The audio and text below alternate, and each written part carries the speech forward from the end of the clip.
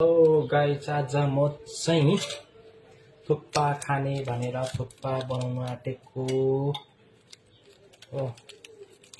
थुक्पा खाइदिउँ न त आज भनेर यो अनियन तेल हाले सकेर चाहिँ बेसर हाले मसला black pepper, red chili,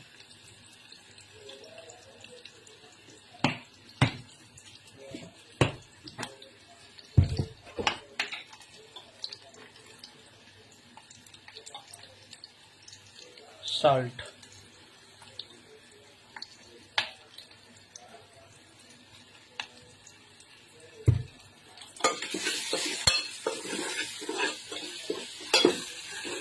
बेसर